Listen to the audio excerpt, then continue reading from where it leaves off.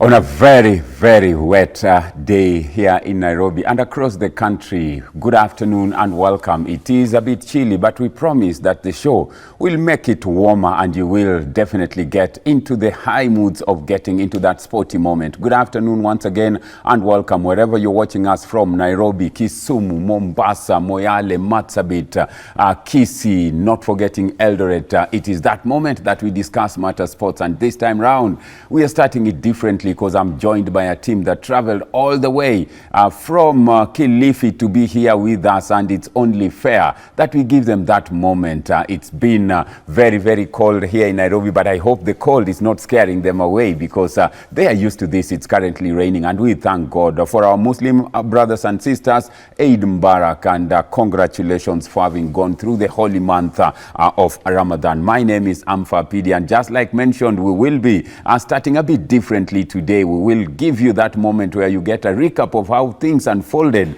later on through our scores segment. But for now, we start off by introducing the team with us in studio. A couple of years ago, they won the L'Oreal's Award. That was a big one for them, and they are going a day step by step in terms of making it better, in terms of being one of the best in terms of growing the girl child, and not just the girl child in terms of sports, but also in terms of their livelihood. Ladies and gentlemen, of course, our viewers back at home, we take the opportunity to introduce members of Moving the Goalpost.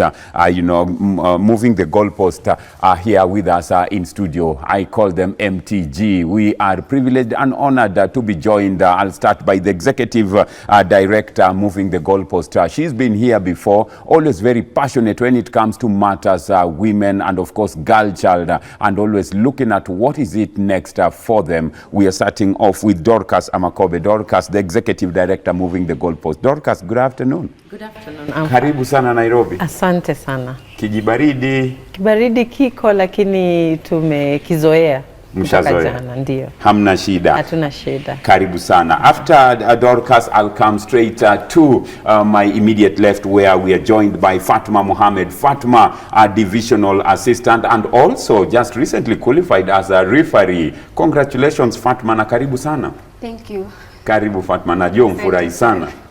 Yeah, so happy. I'm so excited to be here. Karibu sana. Asante. Well, we'll now cross over again to, to my right, where we are joined by Elizabeth Kiringi. Elizabeth is a field leader who is in charge of 200 girls within, the locality that she comes from, leading them in terms of organizing activities and various, events, not forgetting football and stuff. Elizabeth, good afternoon. Good afternoon to you. Karibu sana. Asante. Last but not least, crossing over to the, to my left, farthest left, we are talking about Riziki Balozi. Riziki also here with us in studio, volunteer in charge of distributing reproductive health facilities, not forgetting that she's also, a mentor, trainer also for the peers. Karibu sana Riziki. Thank you. Jisikie huru. Habari za Kilifi? Nzuri. Kwema? Kwema. Karibu sana Nairobi. Asante. Let's start with Dorcas, Moving the Goalpost. What's happening around Moving the Goalpost? Maybe for, for the sake of our viewer back at home, what is Moving the Goalpost? Thank you, Amfa. Moving the Goalpost is a sport for development organization that uses football as a sport to empower over 9,000 girls and young women in the coastal region. We work in Kilifi, Kwale, Mombasa, and Tana River counties. Yes. So 9,000 girls, that's a huge number to talk about. Yes. You must be very proud of the girls who've passed through Moving the Goalpost. Yes. Up to now, we have over 50,000 girls that have passed through Moving the Goalpost program. And we have girls that we are super proud of that have made it in sport. Especially we have a girl like Ese Akida, who is playing professional football in Greece. We have also Fatime Hamisi, who is the coach of Moving the Goalpost, a team that is playing in Division 1. We recently have Nelly, who was the top scorer of the league last year, and currently she's playing for she's playing for Fountain Gate Princess as a football player. So we are proud of so many girls like those, and many who are pursuing other careers within sport and outside sport, and who've made it in life. You know, looking at some of the, I mean, footage that we are looking at there, these are some of the, you know, activities that you do in Kilifi in terms of, you know, developing the sport football, but also looking at the girl child. Let's come to Fatma. Fatma, mwanzo pongezi sana kwa referee, and, you know, informed that you not only officiate girls, but also officiate men's football. Yes. How is it like? As you know, men's team are always having pressure, but ukiva ile jezi ya referee una deal nayo vilivyo. Jinsi inavyokuja. No fear, yeah. Na wao pia wanajua ukishaniona referee nimevalia, ikiwa ni nyeusi, ikiwa pengine ni rangi yote ile, lakini mimi ndiye referee, mimi ndiye kusema. Kabisa. Ukiamua umeamua. Umeamua. Na kuna wakati ambao pengine kidogo hawakubaliani nawe, lakini masharti. Yeah, mushkil uko, lakini kama una uelevu wa zile sheria unawaeleza. Kama kitu ni mushkila amwelewani. So ukiwa na ule uelevu wa zile sheria unawaeleza kidogo, wakielewa, ngoma inaendelea. Sasa pengine kabla tujaingilia mambo ya urefari, pengine kama divisional assistant, kazi yako haswa huwa ni yapi? Okay, kazi yangu kama divisional assistant ni kwanza nafanya na communities 6 ambazo ni kuwa link with the organization, na ni ku make sure kwamba ile program MTG imeshuka kule chini mashinani. Na katika kila community iko na wasichana 200, ambayo moja ni ile ambayo Eliza na deal nayo, nyingine ni ile ambayo nani Rizika na deal nayo. So sana sana tuna deal na kuensure league zetu zinaendelea, pia education inafanyika, na pia tunaangalia wale wasichana ambao wame drop shule, tunangangana ili warudi shule ama wanaingia katika ujuzi mwingine. Mwanzo naomba nisamee, Eid Mubarak. Aya, shukran. Pengine tuende kwake sasa, Elizabeth. Elizabeth, wewe kama kiongozi wa wasichana karibia 200, mwanzo unajihisi vipi na kuongoza wasichana karibia 200? Ni kazi rahisi? Si rahisi, lakini kwa vile MTG imeni-train, imenipatia skills, hiyo naona inawezekana. Lisilobudi utendo. Sasa inabidi lazima. Na kuwaongoza, kuwatafuta pengine hawa wasichana karibia 200, kuna mikakati ambazo pengine wakapitia, kuna shughuli ambazo pengine zimewekwa lazima wakapitia. Huwa unaongoza vipi, ama pengine kuwaeleza ratiba ikoje, mipango yako, ama pengine ratiba yako kwa siku huwa vipi? Kwanza huwa tunaanza na registration. Ile kama mwaka unaanza tunaanza na registration. Kwanza tunaeleza wale wachezaji kwamba tuko na registration inaendelea, so tuko na consent. Tunapata wale watoto wanapeleka wazazi wao, wanaenda wana sign, halafu tunakuja tunaweka kwa data entry mwanzo, ndio wanakuwa beneficiary MTG. Halafu kila Jumamosi tuna meet, tunacheza league matches. Na before tu meet ile Jumamosi huwa zile league matches zinachezwa shule, so huwa tunacheza kwenye shule yenye iko na wachezaji wengi. Kwa hiyo tunawaelezea before ifike hiyo Saturday, kama ni Thursday ama Friday, tunawaelezea wale team captains kwa watafutane, ndio Jumamosi wapatikane, ndio league ziendelee. Siongezi wala stoi kibarua, lakini naona umtosha. Pengine niongezee tu kidogo. Karibu. Sisi tuko na ligi, tuseme hapa nchini Kenya ni sisi peke yake. Nadhani tuko na ligi ya wasichana. Tuko na ligi 3. Tuko na ligi ya wasichana ambao wako chini ya miaka 9, under 10. Tuko na ligi ya under 13 na tuko na ligi ya between 14 to 25. Kwa hivyo hii ligi inaanza March na inaisha mwezi wa Oktoba. Pengine kabla sijaenda kwake Riziki, alisema hapo kuwa kuna wakati ambao pengine mkachukua zile fomu, mkachukua consent kwa wazazi. Huwa mnaangalia miaka zipi? Wale watoto, zile ligi nimekuelezea ziko katika umri, ziko katika ages. Kwa hivyo kila age, ukiwa between the age of 7 to 9 unahusika katika ile ligi ya under 10. Ukiwa between 13, so wale wazazi umuhimu wa kuwapatia consent ni kuwa waweze kuhusika katika ule mradi, na pia unajua katika sheria ya Kenya ukihusisha watoto lazima ukue, kwa sababu mtoto hawezi peana consent, lazima mzazi wake awe amepatia consent. Asante. Riziki, pengine tuje kwako sasa. Wewe kama volunteer sana huwa unashughulika na mambo yapi kama volunteer? Mimi huwa nashughulika na mambo na peer education sessions na Tackle Africa sessions.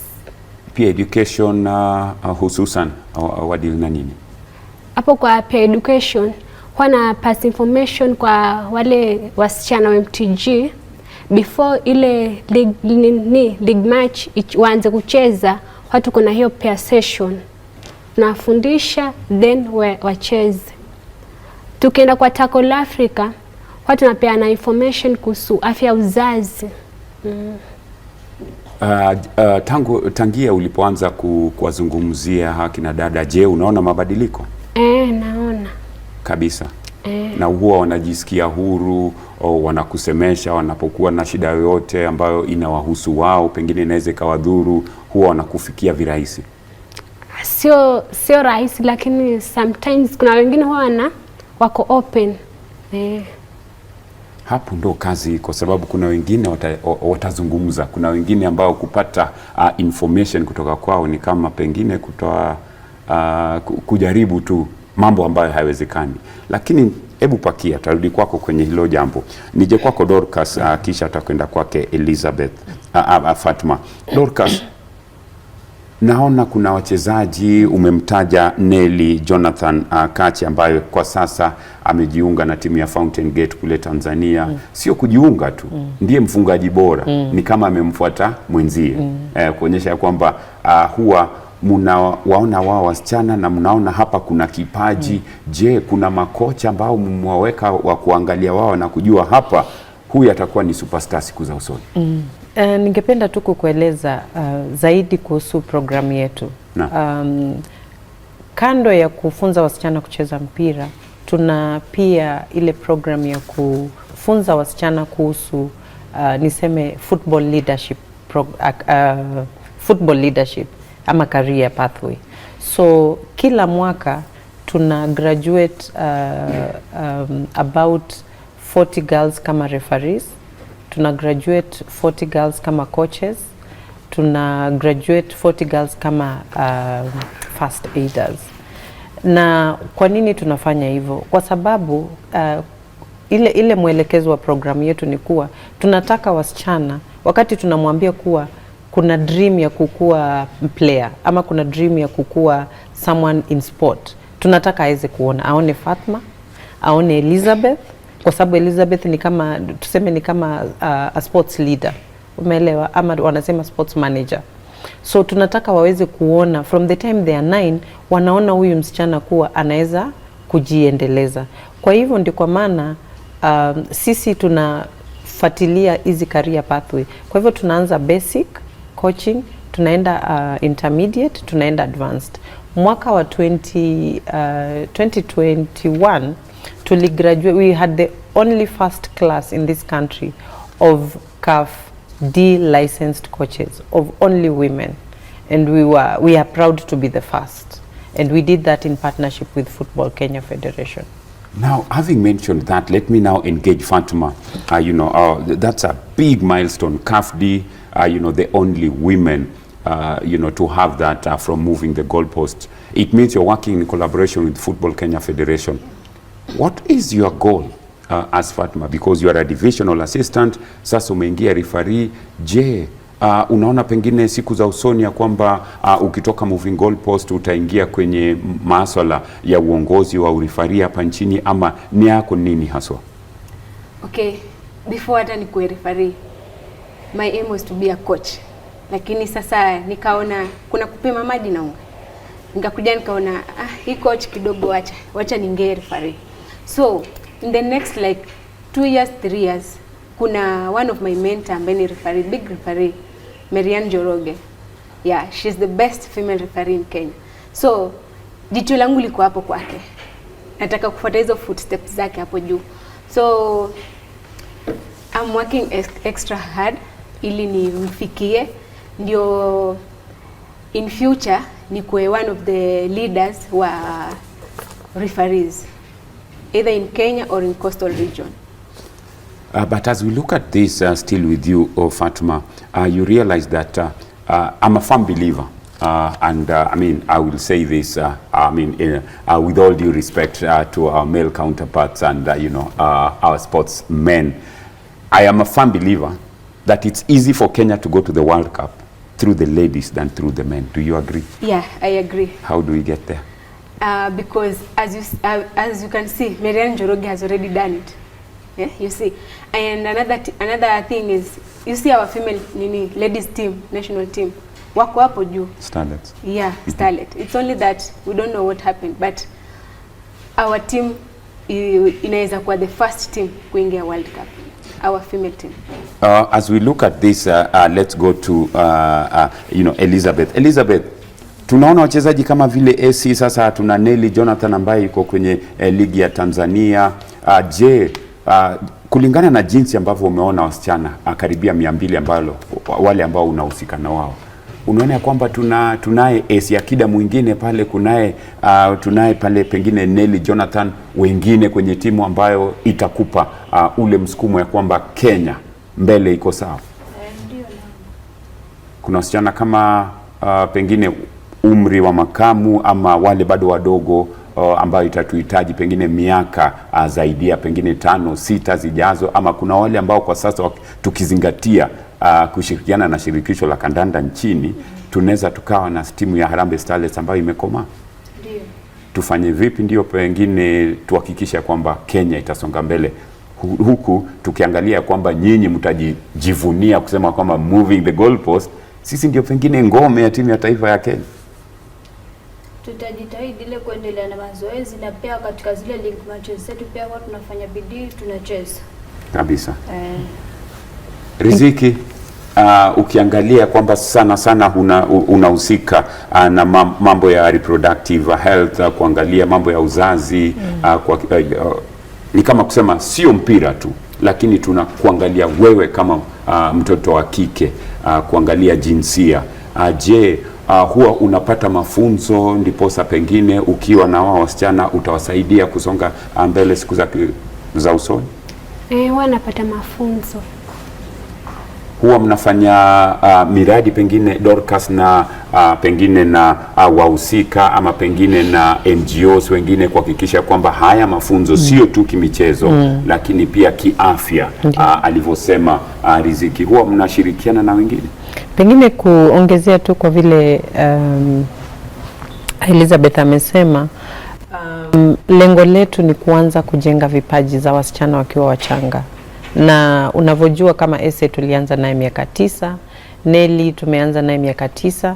Kwa hivyo ile tumejua what works is lazima uanze mapema, na ndio tunasema na watoto wakuwe na regular training kila mara. Ndio kwa maana ligi zetu zinachezwa kila Jumamosi, kwa vile tunaelewa kuwa hakuna vile unaweza kuwa mzuri kama haujizoeshi, hauna uzoefu wa kucheza. Kwa hivyo ni vizuri tuanze mapema. 2, ni vizuri pia tupatie wasichana, si ati wasichana wacheze tu, wale wanacheza ligi hawapati professional support. Unapata shida kubwa sana wakati watu wanafanya michezo ya wasichana. Unapata wale coaches wako qualified, sio ndio wanapelekwa kwa wasichana. Wale wamequalify vizuri, utapata wanasema wasichana tuwapatie tu yule mwenye anaanza atashikilia tu. Lakini sisi tumejua kuwa ni muhimu wapatie qualified training, na ndio kwa maana tunahakikisha wale coaches wetu katika moving the goalposts wanapata qualification, ndio wasichana mapema waanze kujua pia hivi ndio unacheza mpira vizuri. Alafu ya mwisho pia ni kwa expose kwa competition, si ndio? Si wasichana wako na timu wanacheza kila siku lakini hawa compete, watajuaje kushindwa na unaona hizi environments za kwenda competition zinakuanga na a lot of stress, si ndio? Kwa hivyo lazima tuanze kwa expose kwa hizi environments mapema iwezekanavyo, na hiyo ndio ningesema tunafanya. Na pia tunahusika na wahisani. Nadhani kwa program yetu ya kuhakikisha wasichana wale wamepata ujauzito wakiwa wachanga, tunashirikiana na mashirika kama Amplify Change, UNFPA, UNESCO. Recently tumekuwa na partnership na Kenya Academy of Sport kuhakikisha kuwa tunahakikisha wasichana wanapata mafunzo ya life skill yenye itawasaidia waweze kukua wazuri kwa pitch na pia katika jamii zao. Na ulivyosema ya kwamba mnashirikiana na wahusika wengine na pia kufanya ile exposure, kuwapa nafasi ya kujionyesha, kuonyesha talanta zao na kujionyesha kimichezo. Nitakuja kwako Fatma, kombe hili nalo hapa USA Marafiki Trophy, MTG Champions League Winners, Open Age Category, 2019, mwaka 2019. Haya ni baadhi ya michuano ambazo huwa mnatumia kuwapa wasichana exposure. Kwenye hizi tournament mkienda, huwa mnajifunza yepi? Baadhi ya mpira kuna ile uhusiano wema, kujua kuishi na wengine. Zaidi ya mpira ni nini tena huwa mnajifunza mnapokwenda kwenye tournament kama hizi? Sababu hii navyoiangalia ilikuwa ni kule Marekani. Hiyo ilikuwa Kilifi. Like, ni one of our partners hao wenye walitu sponsor. So hizo ni zile leagues zetu za ndani ambazo zilichezwa, tunaziita championship. So one of the open age category ndo walishinda ili kombe. Na walikuwa among wale timu ambayo Eliza na Riziki wanaongoza. So katika kujifunza kwenye haya mashindano kule nyanjani, utapata tunafanya kazi na community. So wale community wakiona kwamba tumeleta wasichana pamoja, tunawashirikisha katika michuano kama hii, wanaona ni vizuri kwa sababu tumeweka wasichana busy, wako na kitu ya kufanya. Kuliko wasichana wawachwe huko manyumbani, ndio pale unapata kuna wasichana wako na ujauzito wa mapema ama kuna wasichana wameolewa mapema. So tukiwashirikisha katika hizi, tunapata zile feedbacks from the community kwamba tunafanya kazi nzuri ya kuwaleta wasichana pamoja ili waweze kuwa wanafanya vitu tofauti tofauti. Tunavyozungumzia hayo, tunaona ya kwamba juzi kwenye hichi kipindi tuliwahoji kiongozi wa beach games ambazo ziliandaliwa juzi kule Mombasa, naye katibu mkuu wa NOC, shirikisho la Olimpiki hapa nchini. Alitueleza ya kwamba baadhi ya michezo ambayo iliwavutia sana mashabiki ilikuwa ni kandanda, hususan kandanda ya wanawake. Nyie ndiye mabingwa, pongezi. Ilikuwa vipi? Ilikuwa vuta ni kuvute kwa sababu finali ilichezwa na mahasibu. Yani ni sisi Kilifi na Mombasa. Sasa yani ni majirani. So ilikuwa vuta ni kuvute. Coastal Derby, asante. So unapata tukifunga wanakomboa. Tukafunga nyingine ikabidi sasa tunaita kupack huko nyuma. Tumepack basi huko. So ilikuwa ngumu. Mwishowe yote 9-10 tukabeba kombe. Nini? Wasichana walijikakamua. Si rahisi. Wasichana walijikakamua. Alafu istoshe ilikuwa ni mara yao ya kwanza kucheza katika kucheza beach soccer. Ni tofauti na kucheza uwanjani. Beach soccer ni mchanga. So hawajawahi cheza ile beach soccer. So ilikuwa exposure kwao, lakini pia ilikuwa funzo kwao. Elizabeth, anavyozungumza yeye ana raha, anajisifu, lakini kila mwamba ngoma uvutie upande wake, tusije tukasahau. Je, mlishinda kihalali ama pengine mtakuwa utunzo na utunzo? Mlishinda kihalali. Sio kujivutia upande wake. Ilikuwa ni kihalali. Na ulikuwepo? Nilikuwepo. Ilikuwa vipi? Ilikuwa vizuri, ilikuwa enjoyable sana. Kabisa. Mwisho wa siku tukashinda. Mabingwa nyie. Kenya National Beach Games 2023. Yes. National Olympic Committee of Kenya Beach Games. Pongezi, congratulations. Pengine tuje kwake sasa tuje kwake Balozi. Balozi, wanavyosema na unavyotizama wote wanatabasamu ni kwamba kila mtu ana raha. Raha yako ni ipi unapokuwa na wale wasichana kwenye ile volunteering program? Raha yako haswa huwa ni ipi? Mimi raha yangu kubwa ni kuona wale wasichana. Mimi ni YPP, Youth Peer Provider. mimi. So huwa na wale young mothers sana, young mothers na expectant mothers kwa zile kwa dispensaries huko kwa huko kwa viwanja hivyo. So huwa naenda pale kwa dispensaries kumit na wale young mothers na wapea information kuhusu reproductive health. Kwa mfano kama msichana hivi yuko 15 years ama 14 years alipata early pregnancy, so tunampea ile information kuhusu family planning hivyo. Kama atatumia hiyo family planning arudi shule, ama kama hatarudi shule tunampea life skills. Kuna skills watu tunapeana kama soap making hivyo, tunafundisha matchmaking hivyo. So mimi huwa nasikia raha nikiona wale wasichana. Asante. Dorcas, as I come back to you, moving the goal projects, you recently launched your new strategic plan, constructing a new facility in Kilifi. Talk to us more about this strategic plan. Yes, we launched our new strategic plan, which is starting the year 2022 to 2026. Na lengo kubwa sisi tunataka tuweze kukua na a world class sports facility kule Kilifi. Hii sports facility lengo lake kubwa ni kuwa tunaweza patia wasichana an experience of training in a professional environment where there are good pitches, there is a gym, and then we also try to make sure that we can use that facility to teach the history of football for women in the country, and therefore it will be a tourist attraction. And with that, in our strategy, we are looking at finding impact investors, people within the corporate sector who are already thinking about how do we use sport as an opportunity, one, to build the girls and the women, and two, to generate income, because the people who will be employed there would be women and girls in sport, and three, to also be able to be an attraction for this country in terms of sports tourism.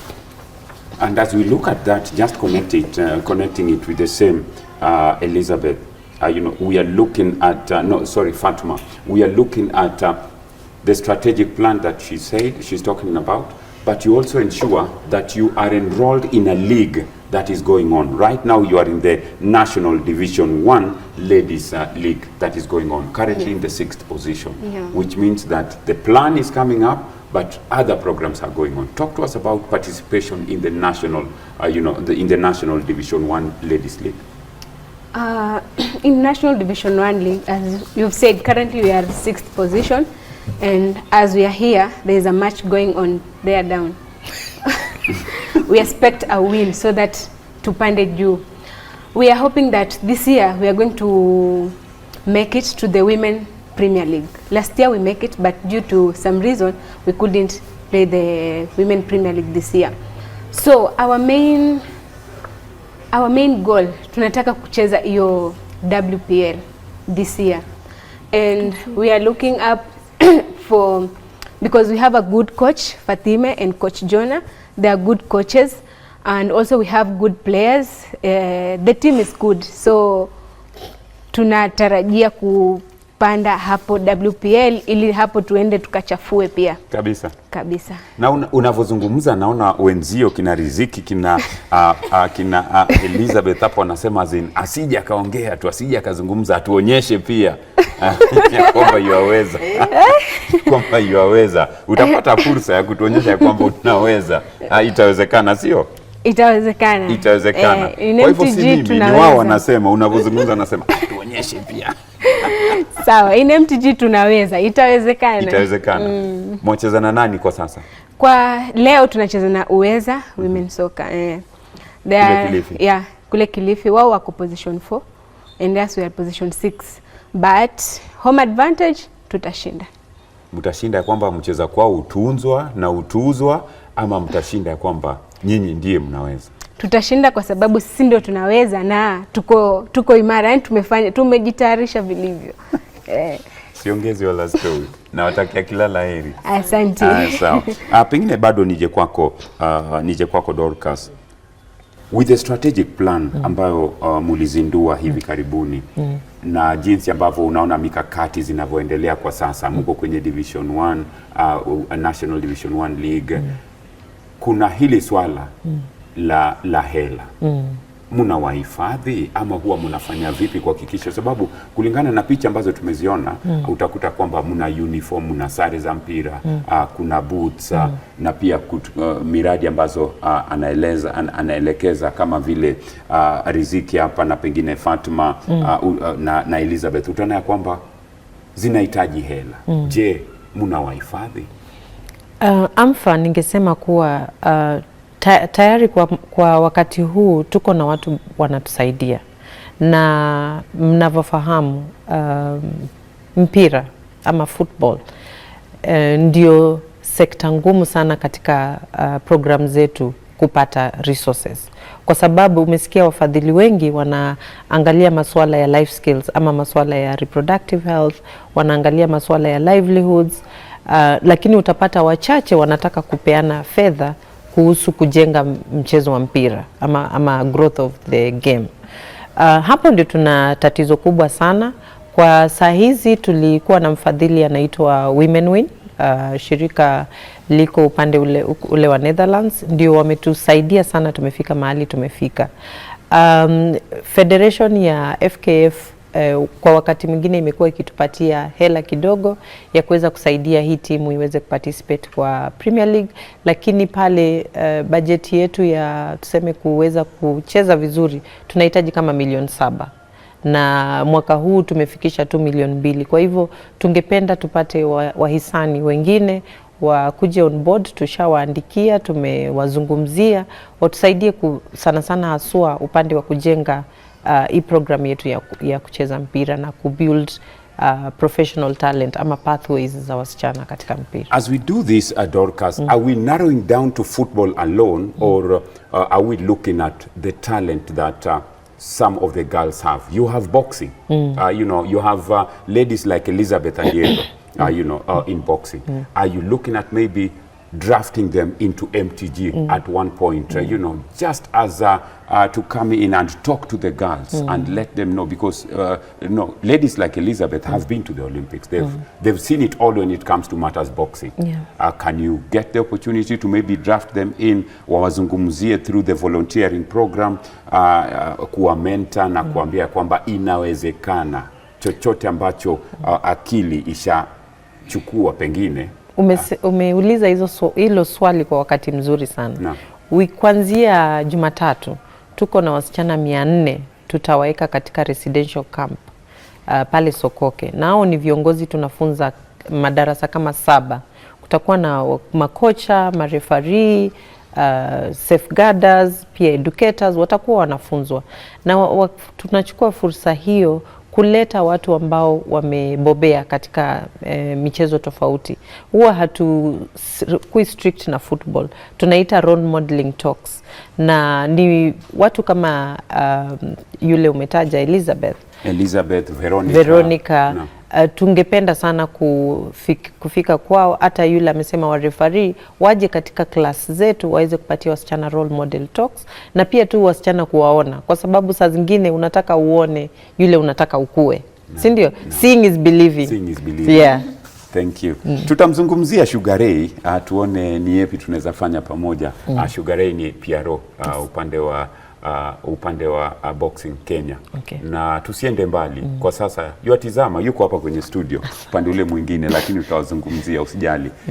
Ladies and gentlemen, viewers back at home, this is Moving the Goalposts, team from Kilifi, always out there in terms of mentoring the girl child Currently, the moving goalpost are looking at about 9,000 girls. We have in studio Dorcas Amakobe, who is the executive director.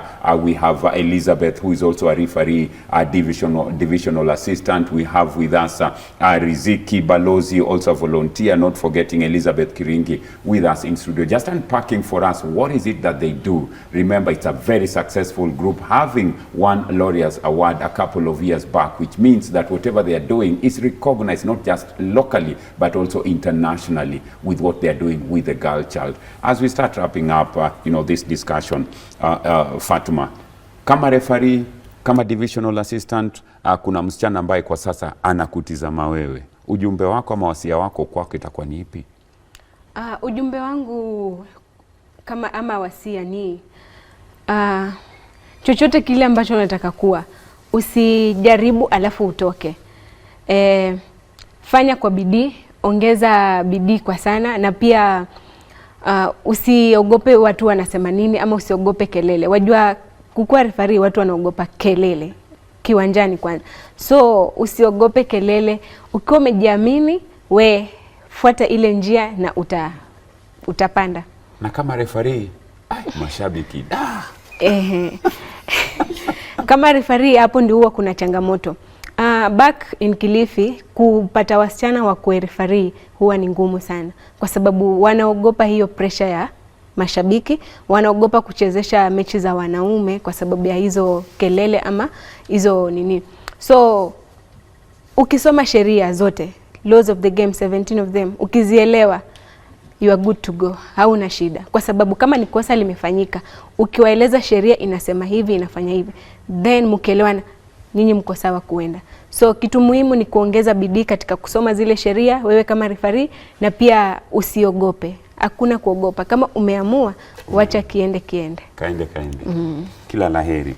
Let's cross over to Elizabeth. Your parting shot for the girl child looking at you right now from Kilifi. Ujumbe wangu mimi kwao nilikuambia kwamba hakuna lisilowezekana, na pia huwa tuna learn from the weaknesses. Kwa hivyo ukijaribu kitu ukifail, usiogope vile nye pengine watu watakucheka, we endelea, ndio utaendelea kukua zaidi. Fall 10 times, get up 11 times. Yes. Thank you. Riziki, your parting shot. Mimi ningependa kuambia wale wasichana wenzangu tuwe na confidence, alafu tuwe assertive kwa ile kitu yenye tunafanya. Kabisa. Dorcas, you have the final word, but before you give us your parting shot, must I come from Kilifi to be a member of the moving goalpost? Preferably, yes.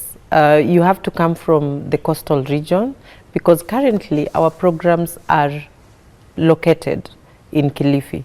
However, especially for the team that is playing in Division 1, we are currently looking out, and we are inviting girls from other regions to come and join our team. So it depends on the kind of program, because some are very geographical, because we are delivering the programs within the communities that girls come from. So definitely you have to be within the regions that I have mentioned: Kilifi, Kwale, Mombasa, and Tana River. In 30 seconds, your parting shot? My parting shot, especially for girls and young women, is to keep believing. Keep believing.